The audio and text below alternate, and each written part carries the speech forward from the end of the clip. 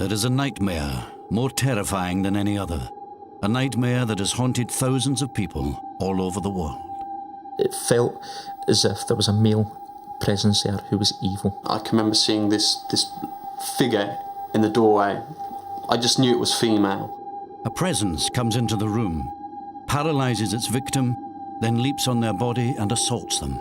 It hits me so hard at times where it knocks me off my mattress. She's choking me so hard that I think that my voice box is going to collapse. Sometimes it's a shadowy figure, sometimes an old hag, sometimes a demon. But whatever shape it takes, the entity, as it is often called, has concrete effects, leaving its victims battered and exhausted, their lives in pieces. Sufferers are sure that when they see it, they are awake, and it is real.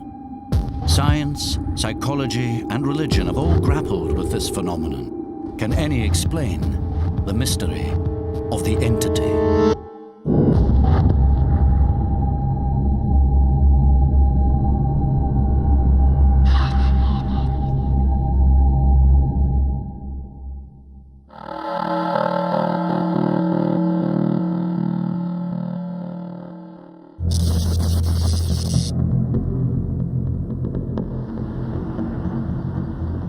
One woman has been suffering from entity attacks for most of her life. They began when she was just 5 years old. The first thing I remember as a child at night, I had just gone to bed. My mother just put me to bed, and I could see the lights on in the living room. I had just laid down for bed. I could hear my parents, I could hear the television, and I looked up, and to my right I saw a couple. Very shadowy, very dark, in my bedroom.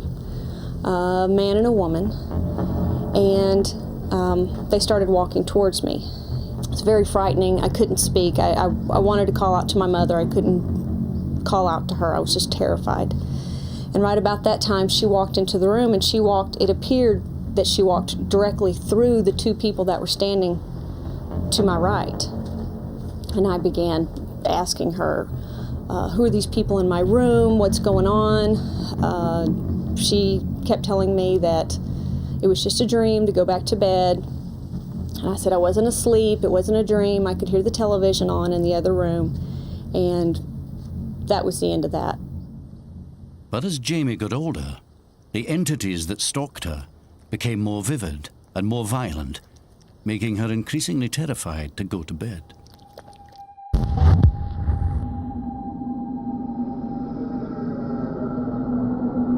As soon as I become aware that there's someone in the room, I'll go into a paralysis, and I can't move, I can't shout out, I'm unable to call for help, and I'm unable to stop any kind of attack. Usually it's an attack. You can't move, you can't scream. It feels like you've been drugged somehow.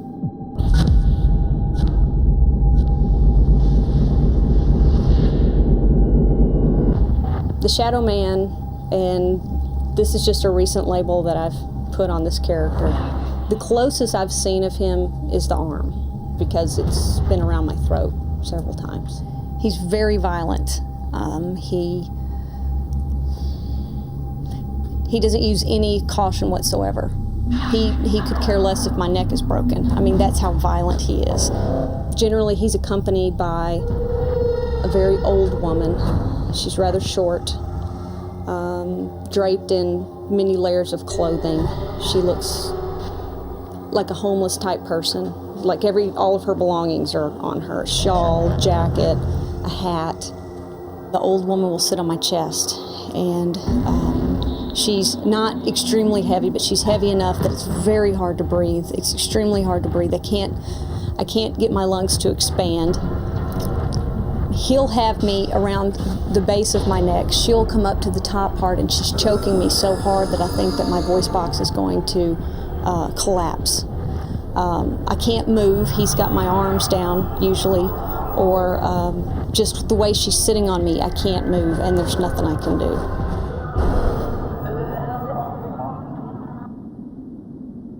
What makes these attacks even more frightening is that Jamie is convinced she is awake. The fear is extremely real. You look around the room, you're looking for any way out. I can see my clock, I can see the curtains, I see everything in the room that tells me that this is real, this is happening to me, this is really happening.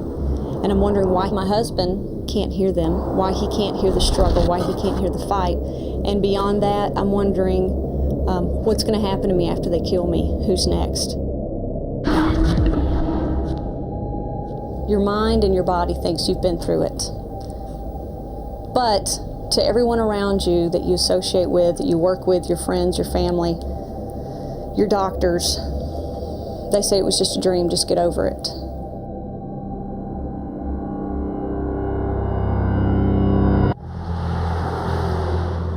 For years, Jamie thought she was alone and feared she was mad or delusional.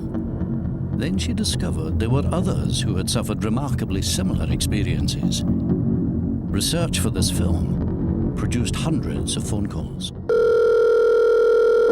I was sleeping in my bed, and there was a presence in the room.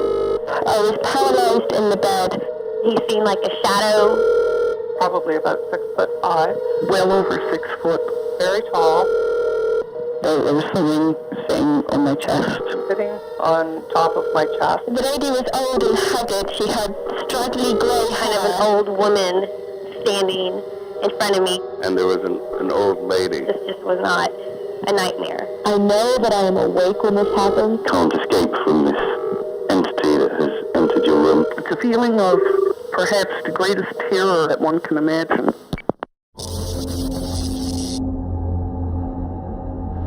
There was a presence in the room. I thought I could see an entity, black figure.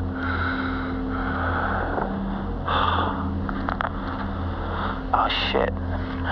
There's a presence in the room. God help me. Matt Watkins is a psychology student at the University of the West of England. Like others, he has experienced entity attacks for most of his life. Unlike others, he often recorded the events as they occurred. Friday the 26th, 20 to 4 in the morning. Saw some things. Still feeling pretty shaky. There was definitely a presence here. Oh God.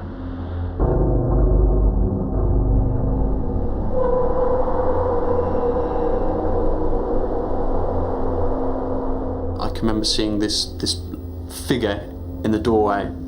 I just knew it was female, but I remember she was old, she had a haggard face, and she saw me, she looked me in the eyes, and she ran right up to my face. The way she came up to me, she glided, stopped right in front of my face, and literally 2 inches away from my nose, looked at me in the eyes, and she had what could be described as black eyeliner running down her face.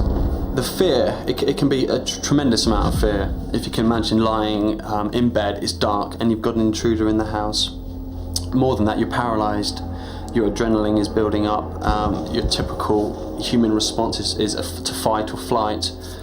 You can't help yourself, you can't defend yourself. And more than that, it's an unusual experience because you're witnessing some kind of hallucination, and for some people, they might think this is some kind of ghost or deity.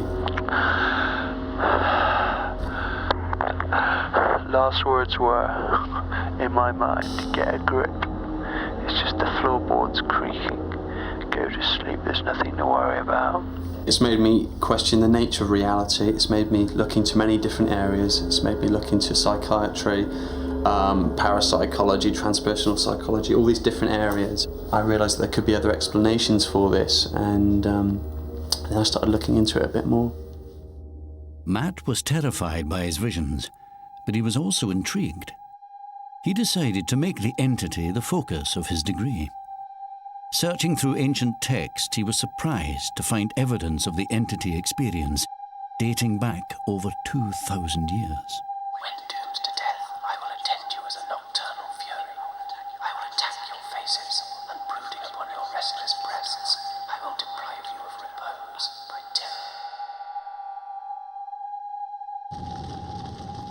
it wasn't just literature. Many artists had also depicted the entity. In the Middle Ages, it was often represented as a horned beast that preyed on sleeping women and was sometimes thought to rape them. Later paintings saw it as a heavy demon-like creature sitting on the chests of its paralyzed victim. Why were there so many depictions of the entity experience, and why were they so similar? There may be one explanation.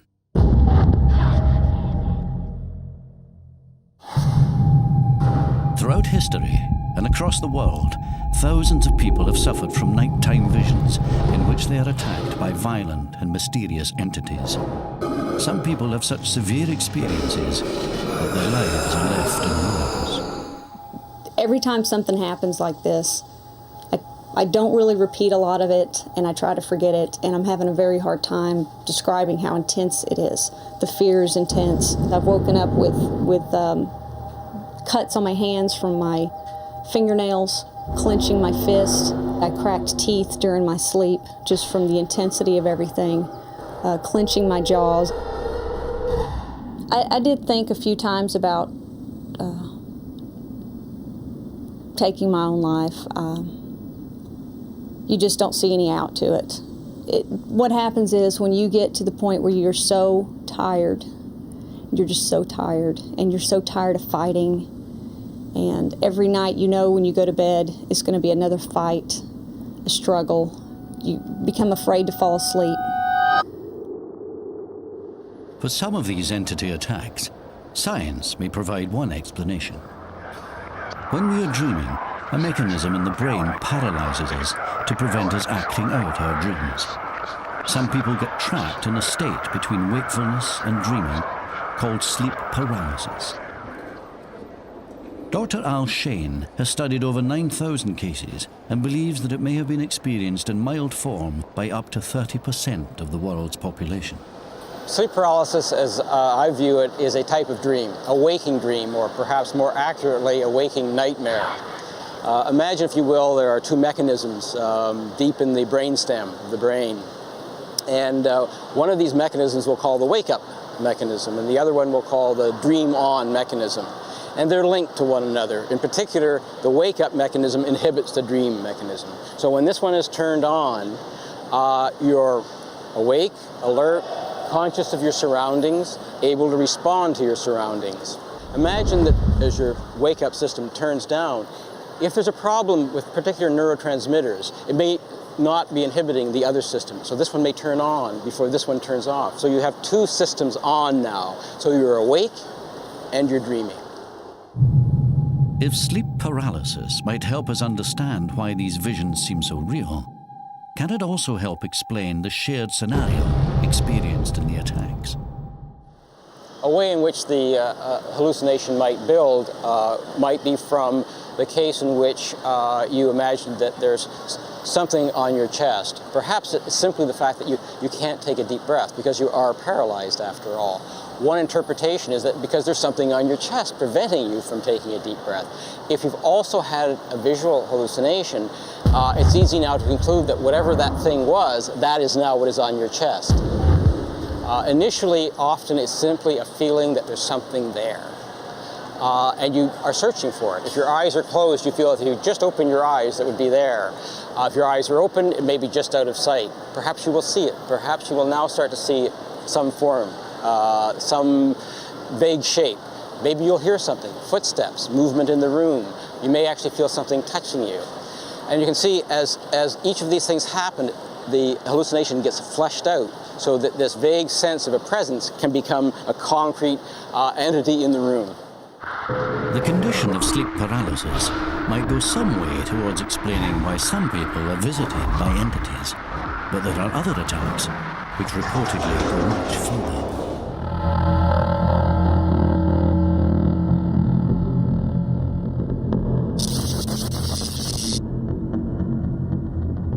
In spite of a normal childhood, Mark Gillen has suffered from particularly disturbing nocturnal attacks since he was a teenager, and still finds them difficult to talk about.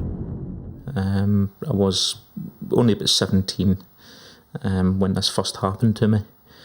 I went to bed as normal, fell asleep, enjoying a good sleep, when probably in the middle of the night I was wakened by the feeling that someone was in the room.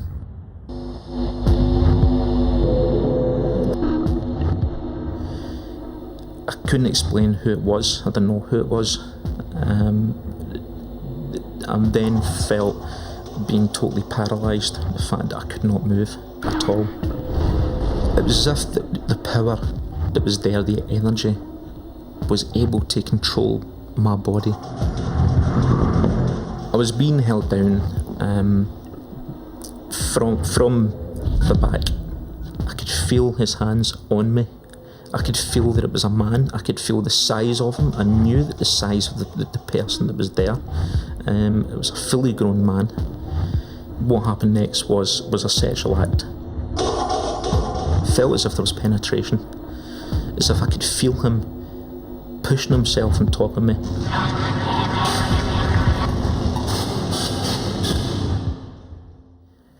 I thought I was going to die. I thought that they were going to kill me. When the paralysis eventually went away, I felt as if the presence had withdrawn into the corner in the room, that there was some creaking, not literally moving, but it was creaking as if there was something there.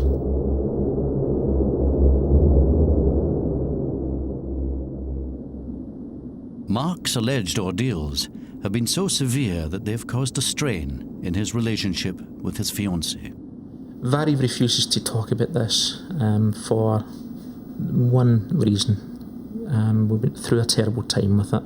I think the fact that I've not been able to cope with this as well as what I should have done has actually contributed towards a lot of the problems that we've actually had in the relationship. I still hold possibly a lot of anger. I still have a lot of feelings in my mind as to, what's happened to me. Have I been going mad? I'm fed up with going to bed and worrying.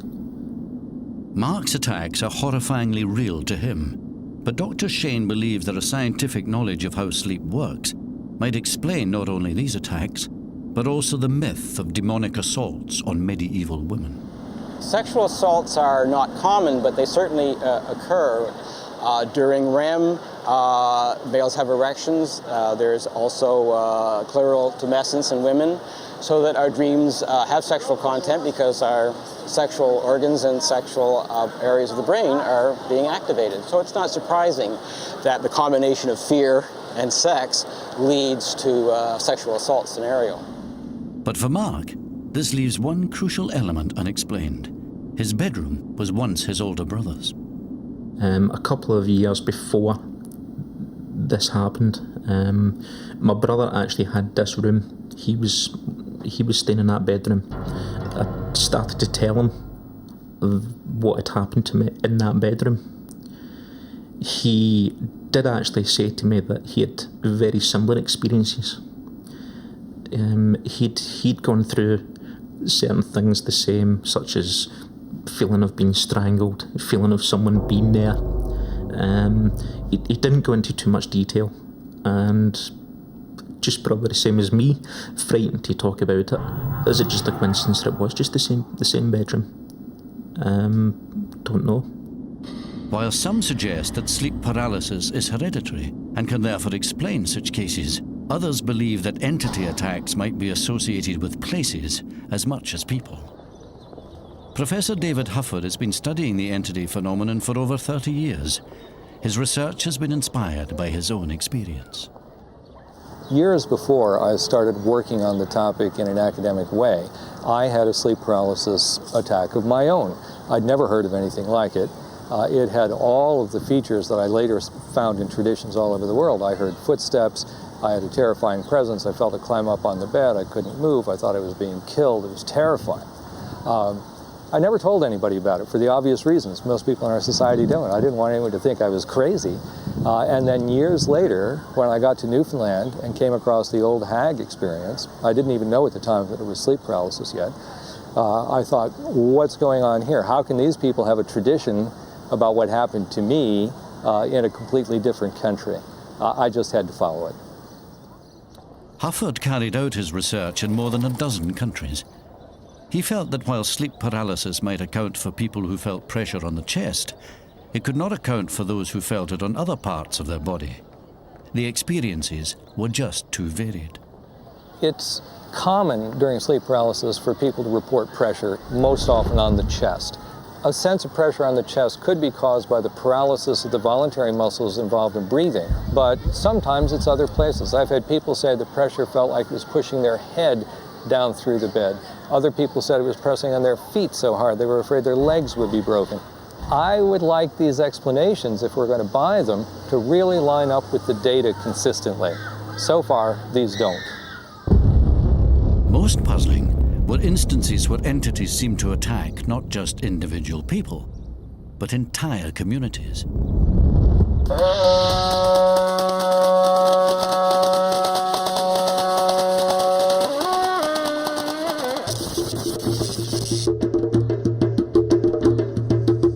Villagers on the isolated island of Pemba, off the east coast of Africa, claimed that they had been plagued by an entity for more than a decade. Like Mark Gillen, some also feel that it has sexually assaulted them. They call this entity the Popa Bawa. Na hawa huwa sinamna maana tuseme ile shetani anatuseme ile popa. Yua mwanamke na kwa wanaume wapo, wanawake wapo. Upo. Yani kama kijivuli kilivyo basi na hicho ndio ninapotembea. Yani kijivuli tu, yani ni kama kijivuli, lakini unahisi ni kijivuli cha kutisha. Si kijivuli kama chako wewe hichi. Ni mfano tu, lakini ni kijivuli yani cha kutisha. Kuingia ndani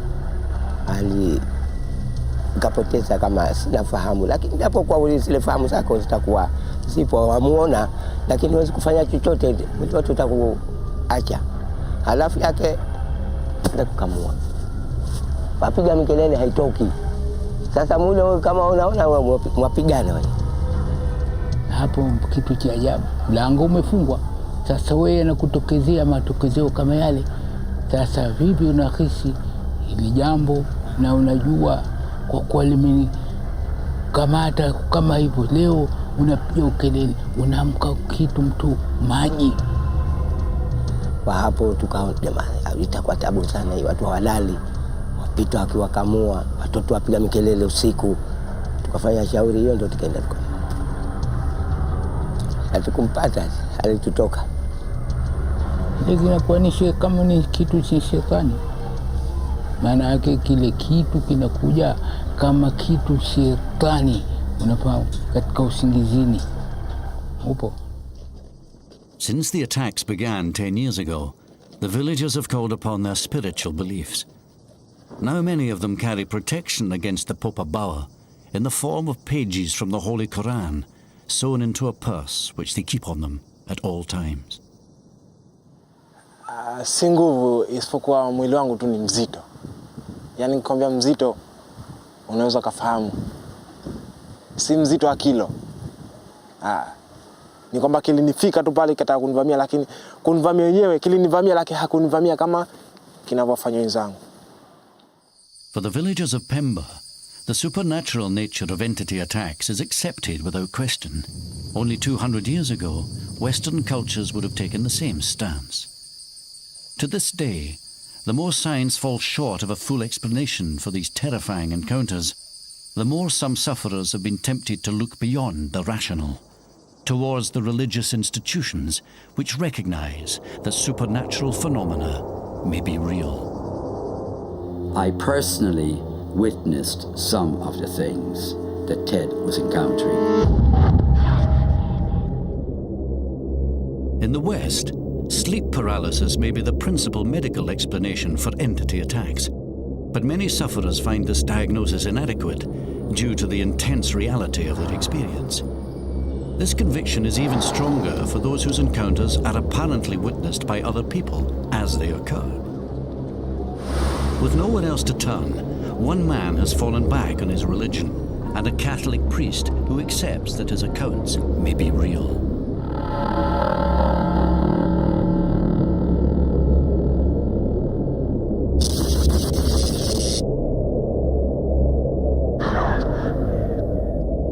I've been hit by like an unseen force. It hits my chest. It penetrates right through my head, through my body, through my chest, yanking my legs. It hits me so hard at times where it knocks me off my mattress. Sometimes I'll wake up after getting assaulted or after getting paralyzed, and I'll see a stream of black or white smoke just kind of streaming out of my bed, my pillow next to my face, or just floating in midair. Ted Philippone lives in Greenwich Village in New York. He claims that he's been suffering from entity attacks on a nightly basis since he was a child. They are so severe, he can no longer hold down a regular job. It's putting so much fear within me that I'm unable to sleep, that I feel that I have to keep opening my eyes to see if there's something in the room. And it's affected my mood, it's affected my depression, it's totally rendered me literally useless to society, useless to everybody. With no regular income or family support, Ted has turned to the church and now lives in a Catholic hostel under the supervision of Father Pat Maloney, who claims to have witnessed these strange events. There was one particular time he seemed to be very upset, not so much agitated, but almost fearful. And he said, "Look, it's at me again, it's bothering me." I said, "What is bothering you?" He said, "You don't believe me." I said, "Of course I believe you, son." So I laid in the corner about a foot away from him, got just that little bit closer, and I felt an immediate type of a vibration, a physical presence of some kind. And yet I did not feel that whatever was bothering or obsessing Ted was malevolent. It was as if he were attracting some force, something outside of our dimension. Father Pat is not the only one to have observed the phenomenon that has surrounded Ted. His girlfriend of 5 years also claims to have seen these entity encounters. We were just sitting on the couch watching TV and I guess facing the bathroom door, and the door was open, the bathroom door was open, and I saw some type of grayish silhouette walking out of the bathroom. You couldn't really define the shape if it was male or female. It was just some type of silhouette, very tall, and it was just cloudish, grayish, and it was walking towards Ted's bedroom. Then he said to me, "Did you see that?" So I was like, "What are you talking about?" He's like, "Did you see that thing coming out of the bathroom?" So I was like, "Okay, I must not be going crazy." So that's the first time I ever saw something like that with Ted. Although one of Ted's doctors believes he is suffering from sleep paralysis, aggravated by a traumatic upbringing, the fact that his encounters have been witnessed makes them more difficult to explain. In a way, every case is sort of remarkable and very highly strange. The ones, though, that really just amaze me are the ones where more than one person is involved, where one person is having the sleep paralysis and hearing something or seeing something, and somebody else in the house hears or sees the same thing at the same time, even though they're not having sleep paralysis. Why, how do you account for that? I'm baffled by a good reductive explanation for that. He's seen the best psychiatrists. He's been through medical doctors. We've tried everything. I've tried praying with him. I've tried all the things I know how. And I am still convinced there is something there. While academics find Ted's experiences baffling, age-old religious traditions are less surprised. In fact, they suggest such experiences occur regularly and are even treatable. Lou Gentili is a demonologist and a devout Roman Catholic. He claims that he has often helped people in Ted's situation. We've arranged for him to come to New York to see what his methods might reveal. Demonology is the study of fallen angels. It's the study of things that are evil, whether it be religion, whether it be demons, devils, things of that nature.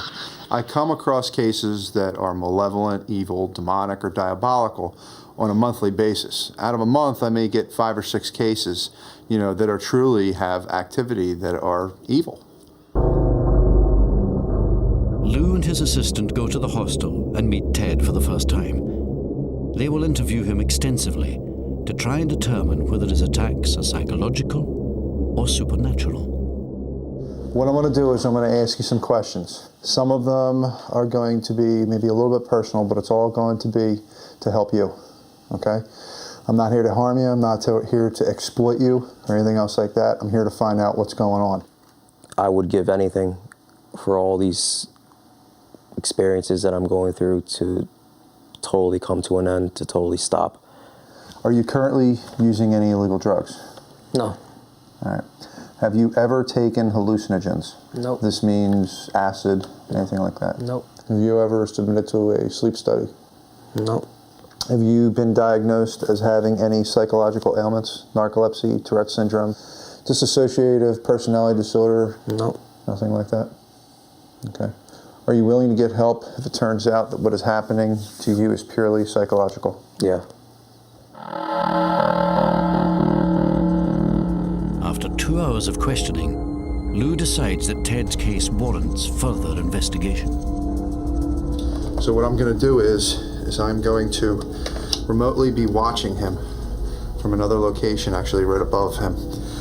And I'm going to set up a laptop with a video camera feed that's going to be showing me video of what's going on and also audio of what's going on. And if anything does happen in here, I'll be here in the room within a matter of seconds. Right now we're directly above Ted, and we're monitoring him.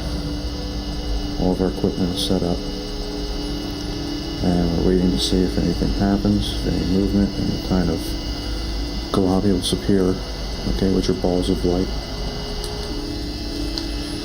See what happens now that we're all set up.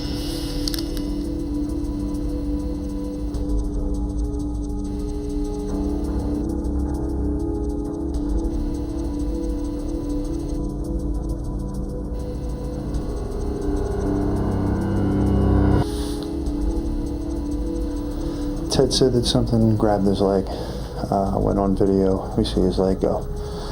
I'm gonna be going down there with him, and I'm gonna sit in there and see what I get on tape, because I'll be running EVPs also. EVPs, or electromagnetic voice phenomena, are recordings of inexplicable sounds which some people believe are supernatural. It is claimed that these recordings can capture spirit voices which exist on a frequency beyond human hearing. Since he's claiming that things were touching him before, and that something actually pulled his leg, I'm going to sit by him, but I'm going to be asking some questions on the recorder and see what we get. I've tried communicating with it, and not only did nothing happen, not only did I not receive a reply, the assaults got more intensified within about 10 minutes of asking. Beginning of EVP, July 30th, 2001, at precisely 2:45 a.m. If there is a spirit around us now, please tell me your name on the recorder. Are you a spirit that is out of the light of God? Please release whatever has been performed on Ted. I ask this in the name of Jesus Christ, our Lord and Savior. End of recording. As expected, there is no audible sound in the room. But when the scene is played back from the point of view of the recorder, an apparently different picture emerges.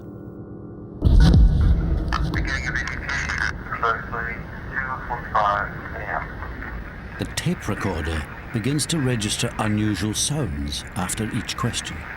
There is a spirit around us now. Please tell me your name on the recorder.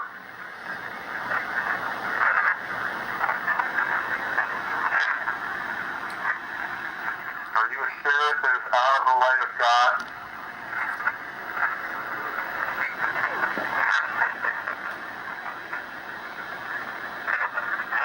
Please release whatever has been performed on Ted. Then Gentili mentions Jesus. I ask this in the name of Jesus Christ, our Lord and Savior.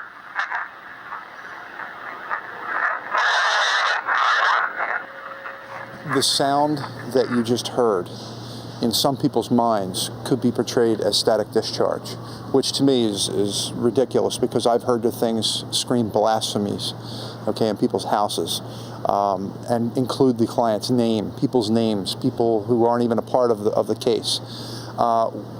What you heard it's as real as it gets. After hearing the sounds on this recording, we decided to have the tape analysed by forensic experts.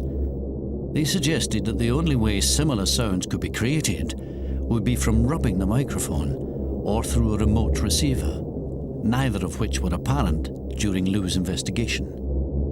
At the end of the night, Lou gives Ted his opinion. You know, what we talked about before, about the faith and things like that, I think what's happening here is this thing is driving you to the way you are becoming because of the way that your faith is, and you need to reaffirm your faith. And all these are scare tactics, that's it. They're going to try and scare you. They're going to poke you, they're going to prod you, they're going to hit you, things like that, but they're not going to get completely violent, because somewhere in your heart you do have faith. You just haven't brought it completely out yet. So if I lose total faith, it's going to get more violent? Yes. And all I want is just to sleep peacefully, without always sleeping with one eye open, looking at the corner of my eye, opening, closing, just to see if there's an entity in the room. I question myself, why is this happening? Why can't it just stop? It seems to me that he has a supernatural, preternatural, and a psychological problem.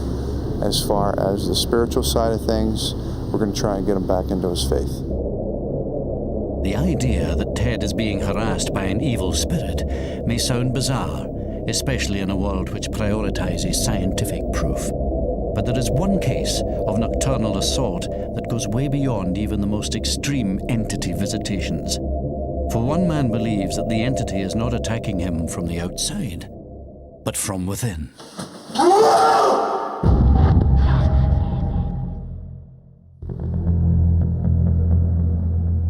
Although researchers believe that entity attacks can be rationally accounted for, it's the sufferers that have to deal with the disturbing consequences. Whilst many claim that an entity is threatening and in some cases sexually assaulting them, one man and his family believe that it may actually be possessing him.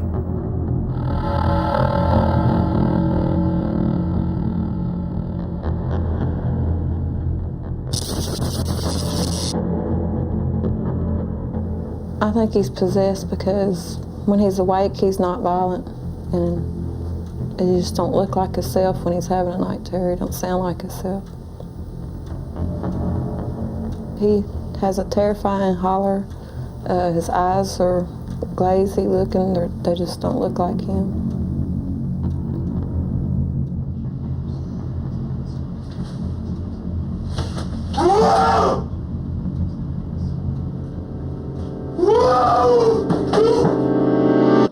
Cody McKee and Monica Forrest have been together for 7 years and have 2 children. In spite of a traumatic upbringing and a violent adolescence, Cody's biggest problem is the mysterious attacks that plague his sleep. Although he appears to be seeing something, he cannot remember any detail of his attacks, unlike his family, who now fear for their lives. I really I can't recall none of it. It's like I go to sleep, I wake up, and I don't know what I did, what made me do what I was doing. It's just, I feel like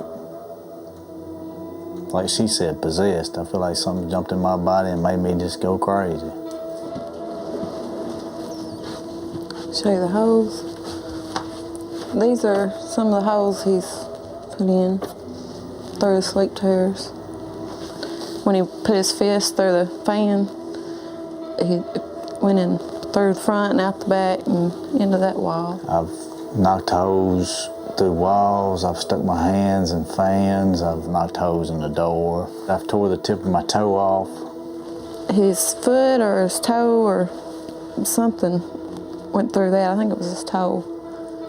The only night that I can say that it really felt to me inside of me like something jumped inside of me and took over my body was the night that I jumped through the window. This is the window he went out. It's like somebody threw him out the window because he did it from a dead stand. He just went out. And that's all I heard. He hollered and out the window. Whenever I come to behind her daddy's car, I heard a word, somebody say, "I see you later, Cody." That's the only words that I heard, and I woke up, "See you later, Cody." And I started walking back up to the trailer, and as I got closer to the trailer, I realized that I'd done something, and I got to seeing, I was cut head to toe, had 60 or 70 stitches. But it is not just Cody who has been hospitalized by these violent attacks. The night he broke my nose, I thought that he was going toward my child, and that's all I could think of, and so I grabbed him to wake him up. And I believe when he brought his arm back is when he hit me. I mean, waking up and seeing all the blood and seeing her crying and seeing her nose there was actually a bone stuck out of her nose, where it come through. And knowing that I did that to her it messed me up for a long time,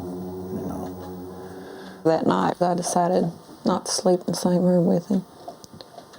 And I was just locking the door then, and he had another one. He ran and hit the door, and with the door locked, it flew open. So then I decided to start moving stuff in front of the door. He's got it to where it won't lock. If you just close it like that, you can pull it back open. So I have to pick up on it and make sure it's locked. Then I pull this bed like that.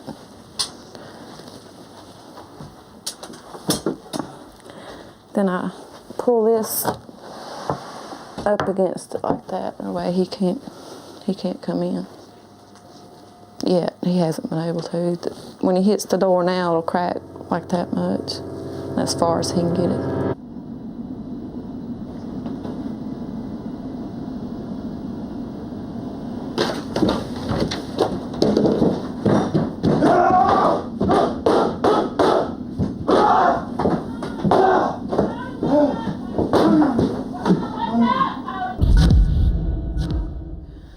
This is ridiculous, having to go to sleep like this. Most people just go to bed, and you have to protect yourself when you go to sleep. Unable to afford medical guidance, Monica and Cody grew fearful that his attacks were being triggered by an external entity. We arranged for Cody to be seen by a sleep clinic to see if they could explain his nocturnal awakenings.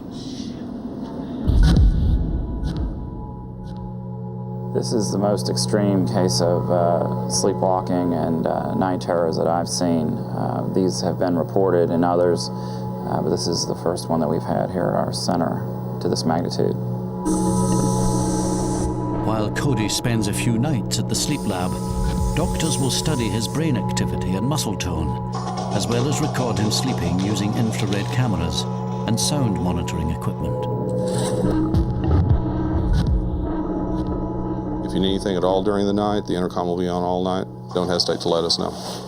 Okay? All right, let's see you now. All right, love you. Love you too. All right. Okay. All right. Good night.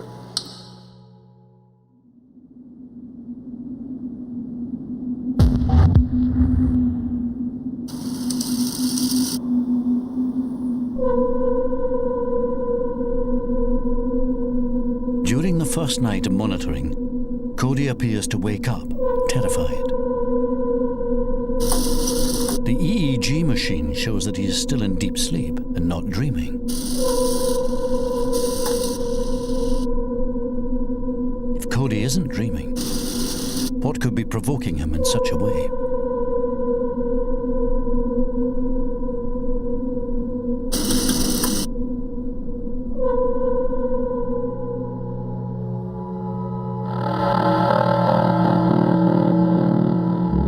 The next morning, Dr. Davila studies the tape. You had an awakening there out of deep sleep, but your eyeballs were moving and you looked pretty scared there. Do you remember anything like that? No, I don't ever remember nothing.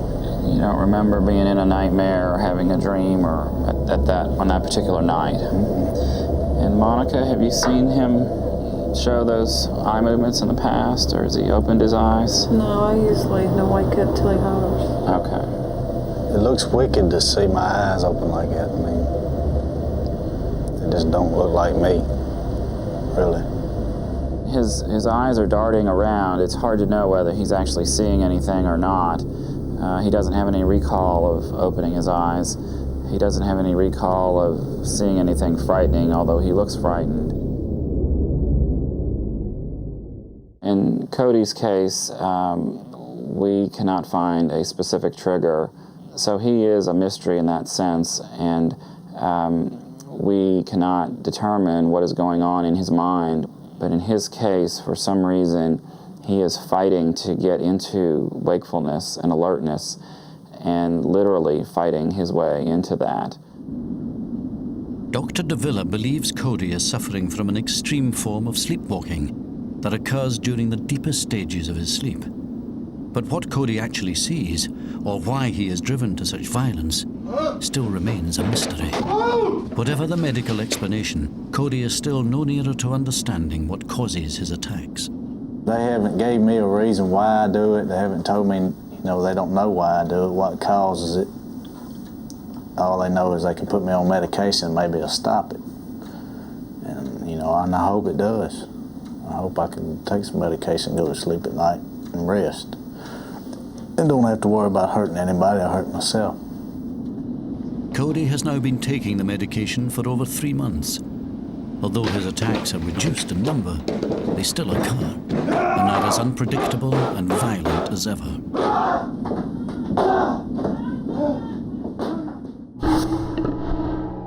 For many who suffer from nocturnal assaults, their testimony is evidence of an experience that is still not fully understood. I've seen lots of different explanations offered as the scientific explanation of this. In general, and in fact all of them that I know of, do not fit the data of the experience well. Now maybe someday people will be able to get to the point where they really do fit well, but I do think that it's not fair to people's experience and people's understanding of this sort of thing to take a loose, sloppy, hypothetical scientific explanation and figure, well, at least it's scientific, we ought to accept it. No, that's not right. It ought to really account for what needs to be accounted for. None of them do yet. Good luck, everybody. Keep working on it, but let's not claim that it's been done.